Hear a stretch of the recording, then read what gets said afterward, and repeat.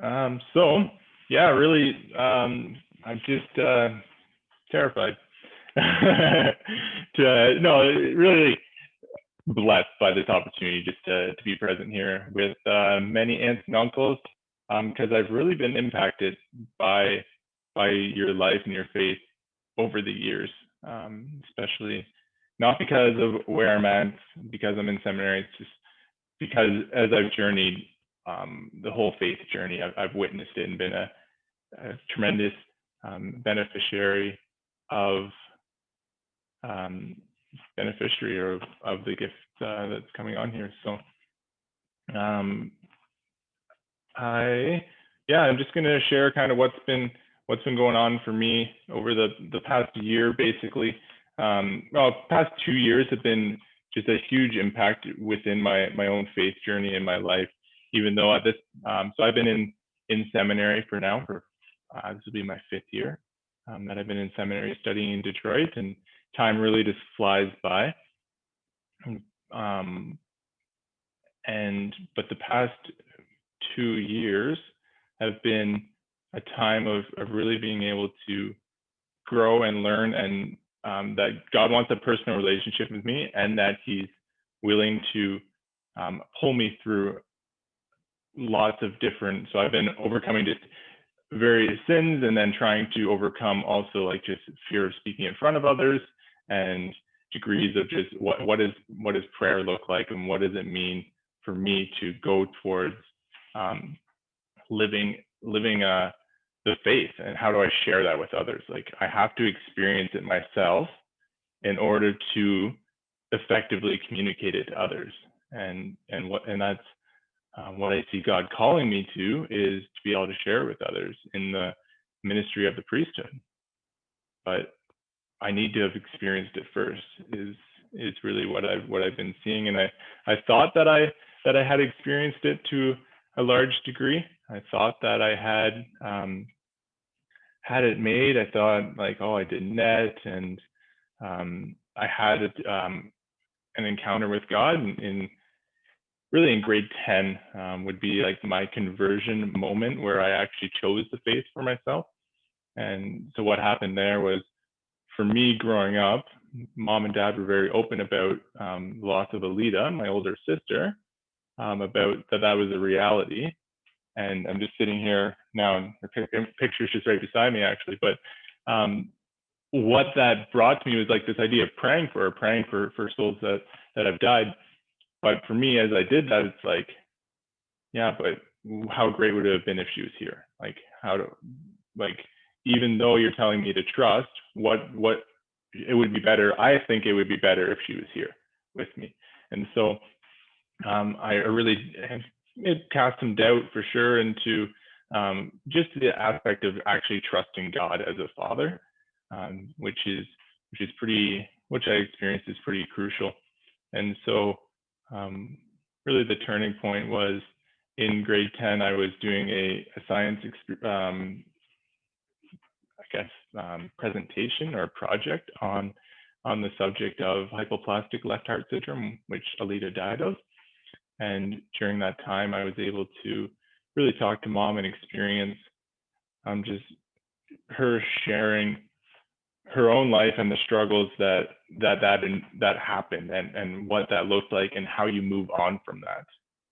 And so from hearing parts of that, I was open to it a bit more. I got some more knowledge on what was going on, and how does one person work through that. So then I brought that. There's a bunch of things going on that year. I started to see that Net Ministries came to the area. I went to a conference, saw that there was actually young adults in the church that were interested in the faith. Growing up, St. Mary's didn't have a youth group. Went to Sunday Friends when I was a kid. There was families who were involved in the faith, but the actual aspect of like knowing that, like, how do you live it out in any way? It's just like, you do it, and that's just what you do.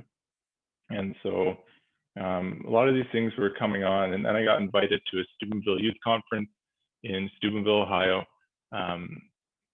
And I really wanted to go. There's friends going, was part of it, but it was just an opportunity to learn something different. Definitely out of like the comfort zone of what I thought living the faith out was. Like, why can't I just be at the church and do it? Like, why do I have to drive 8 hours, spend a weekend, spend the money on a conference? But it was really just a journey, seeing that God wants to, that He's got amazing plans if you step forward and you're willing to take those next steps. So then at that conference, it was completely overwhelming. I have a large family, sure, but there's 2,400 youth there, and a lot of them were like uberly excited about the faith, like shouting, running around, talking about Jesus, like things I had never experienced growing up on a farm, growing up in a small parish, small school, and just at that age, the experience is that I'm overwhelmed, and so it brought that in and continued to move forward with that, and to see that basically all these events, they have like a chill first night, but then it all like lines up for the second night of the event. And so I know like many of you have been to core or any of those things, and a lot of the experiences happen on what you call the Saturday night, or the mountaintop experience kind of thing. But for me, I would go into that. It's like, oh, adoration. I don't know if I'd been to adoration before. Like, that was a whole new different thing for me. And there was praise and worship, and that was a new thing for me. And there was people crying and falling down and laughing and standing up and doing all these things in adoration, and I had never seen this. Like, it was just a totally new experience. And so what did I do? I just had to resort to praying like I had growing up, like my parents had showed me. What my parents had, what they knew and what they had passed on. And that was praying for those in my life, my family, and then praying for those who had died. And at that point, it was mainly like, pray for Uncle Greg, and pray for Alita. And within that prayer, I had an experience of peace that I hadn't experienced before. And because there was doubt and wondering what was going on, and this is way out of my comfort zone, I never want to do this, I don't know what this looks like or what it is. And because all that was going on the inside, that was a lot of what the feelings were going on. Within that prayer, there was peace and an experience of God being there and being present. And so that was the main thing I took out of it. Like, I didn't experience it to the next level. Like, it was when that came up, like, it's not like in the moment I was even like, oh, this is exactly what's happening. God wants me to trust Him, and He's giving me peace and all these things. But what it was for me was, on the bus ride home, they asked people to share, like, okay, what did you experience through the weekend? What did you experience? And people are going up and they're saying, oh, like during the adoration I cried, or this happened and this happened, I fell down, all these things, right? And I'm there, and I don't share. At that point, I didn't share. Like, I didn't know these people on the bus. It wasn't like, and some of them were friends, like people I went to school with, but not close friends. But I just was like, I guess this is what happened. Like, if they're sharing that these things happened, I'm not crazy. Like, I can share that this is my experience, and that God really is asking me to trust Him. And as I shared that, I came to the realization that God He's calling me to trust Him, because I can't say that I'd be here today. Like, at that time, I couldn't say that I could have been there at that time without the death of Alita. And even though that's unfortunate to say, it's like God has a plan throughout all of this. And yet I'm trying to say my plan's better, or this shouldn't have happened. I wanted an older sister, any of these things. And God's calling me into this place of trust that it happens because He has a greater plan, because He's got something deeper planned here. And I'm grateful for that experience. I'm grateful for learning that I don't got it all figured out, and I don't have God's plan figured out. And me even being here, speaking to my aunts and uncles, it's like I really need to say that I don't have it all figured out. Like at this point, like I'm not gonna share like this is how you got to pass on the faith to your children, because I'm probably the most single guy you're gonna find at this point. Like pursuing celibacy to be single for the rest of my life, and so what I do have to share though is the gift of God in my life, that he is alive and he's working, and he truly does bring new life in all areas of your life if you let him, and that he wants to bring about life in the family, especially. And I've been fighting with it a bit, where it's just like, okay, we talk about, I want to give this talk and I want to bring about unity in a family, but yet scripture says like, no, mother-in-law is going to be against daughter-in-law and son-in-law and all these things. Like there's going to be the fight in families, and there's going to be conflict, but yet it has to be passed on through the family. Like if you want to talk about the building block of a society, it's the family. And so what it really comes down to, that I've been talking about, and especially with Glenn, like Glenn for several years was really into trying to get the trades to be promoted. And what he saw was that in Germany, like they had an influx of people working in the trades because it was talked about at the dinner table. Like families were willing to talk about it at the dinner table.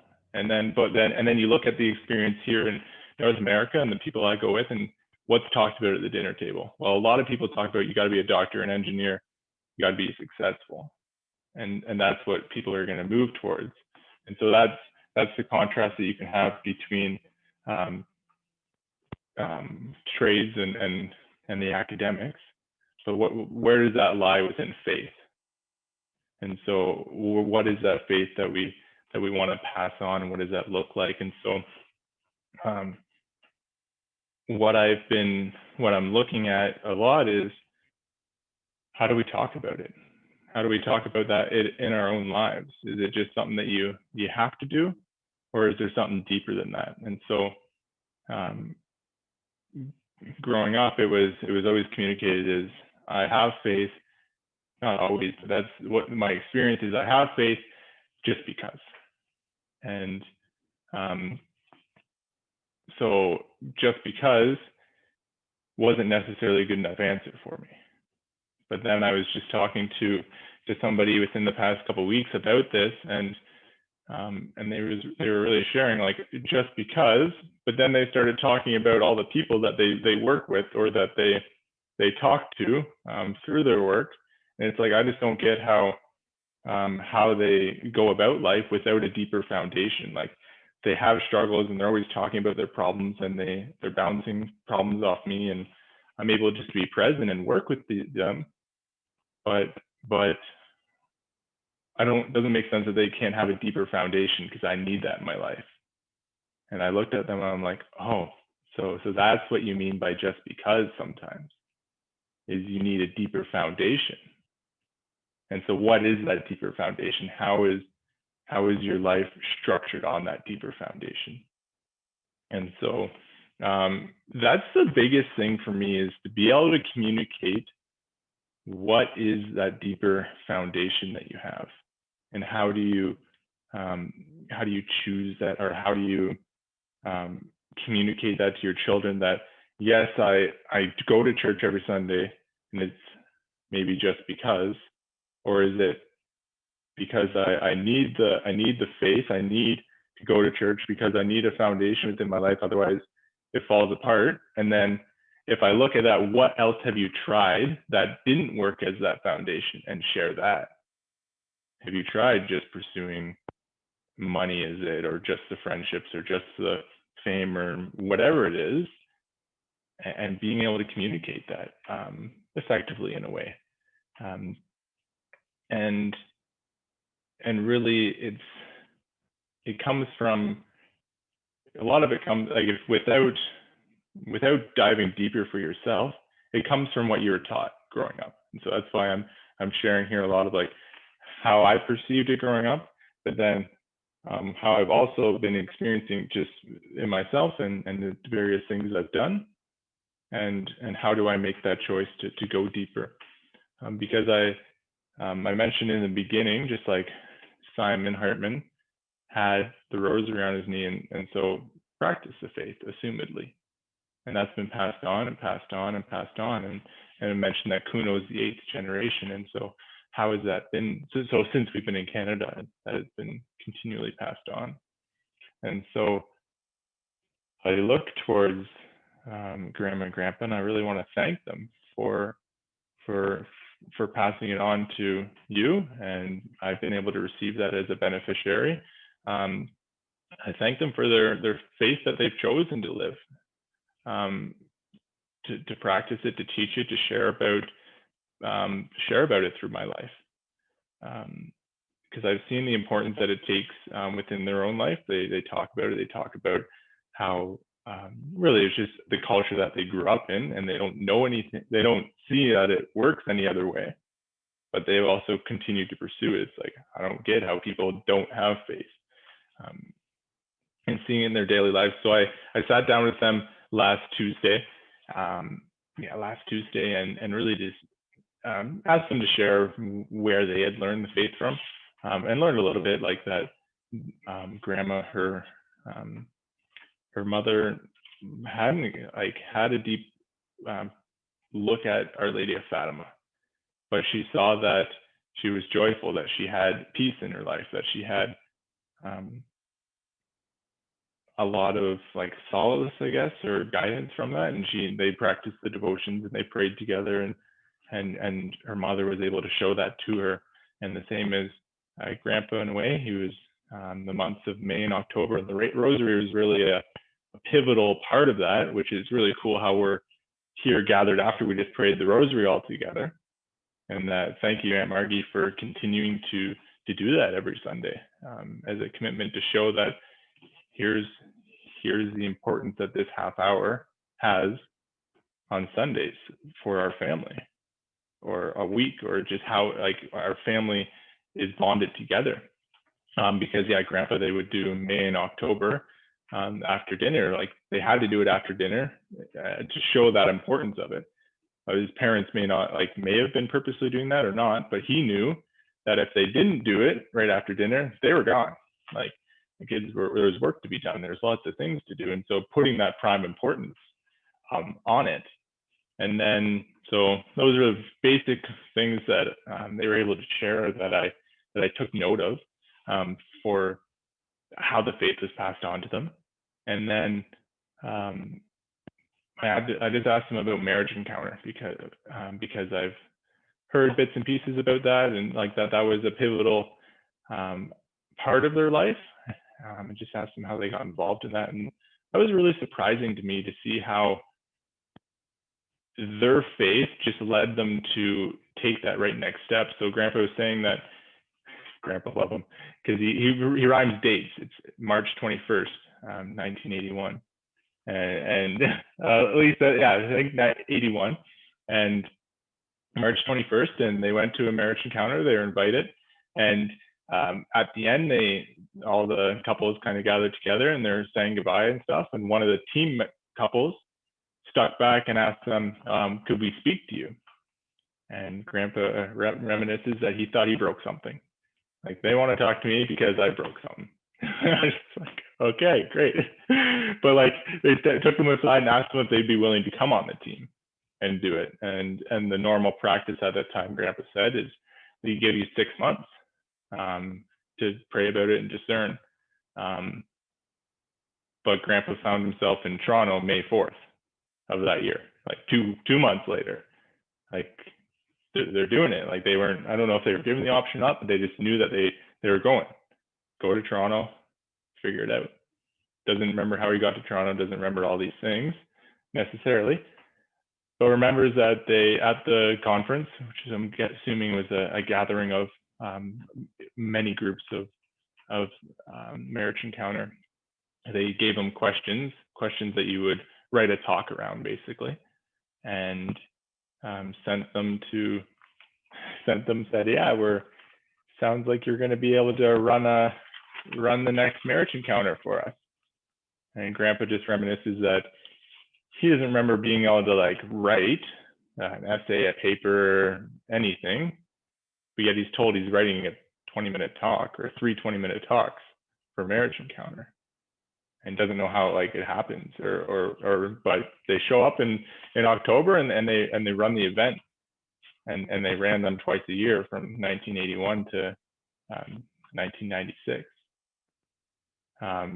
Petered off a bit in the end there, but it's like, how do you do that? Like, how do you come from the spot of not being involved to all in and having this as a pivotal part of their life? And yeah, just being able to share that and continue and share what the faith does. And it really just shows this idea that God equips the called. He doesn't call the equipped. And so stemming from that, I look at the idea that I think we all do our best at trying to live the faith out and express it, especially share it. Like we do the best from what we've learned and how to continue it. But what I really want to like just emphasize forward is this idea of bringing God into it, and trusting on Him, relying on Him with every aspect of our lives, which seems weird, which may seem odd, but what that like how that plays into my life has been like, I really saw an emphasis towards work, and then faith on top of that. So faith without works, this kind of idea. But for me, work was really centered around that I had talents and gifts, and so I used them to help others, and that was kind of the extent. And so I needed to work more. I just needed to use the gifts I had, and that was what's gonna bring others to God or whatever it is. But as I've been journeying with that, I've been really just noticing that I need to have faith that He's gonna do most of the work. Even setting up this event was like, I can run a Zoom event, I can coordinate a bunch of things half decently, but God provides the words. He's really shown up. He's provided others to work with me, but I stepped out. Like the biggest thing is that I was willing to step out and move forward. And so the quote that as I've been moving towards this area of faith, I guess it's really because I grew up seeing that faith was belief in believing what you can't see. And really just this, I think it was just past week, I just kind of came to a deeper realization of how faith plays out in my life. And it's not just a belief in things I can't see, but if I read from Hebrews 11, it's now faith is the assurance of things hoped for.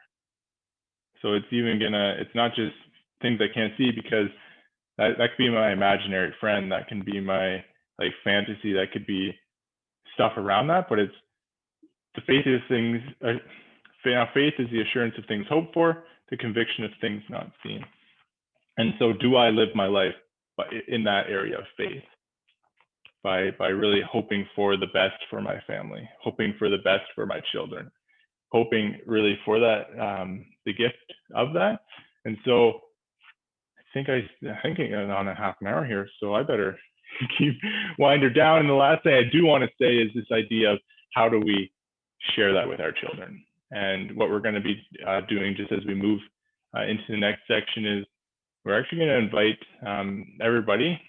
So each group is kind of how it applies is, so the children are going to ask their parents for a blessing. So if you're willing to give your children money so they can go to college, if you're willing to help them financially, is money the extent and the faith that you put it in? Or most of you gotta look at you and look at the lives that you live. Like, no, you have faith and you live it out. And so are we willing to pass that on? And so we're gonna talk about that, and we're gonna move into just really that idea of like receiving the blessing and then being able to pass it on to our children.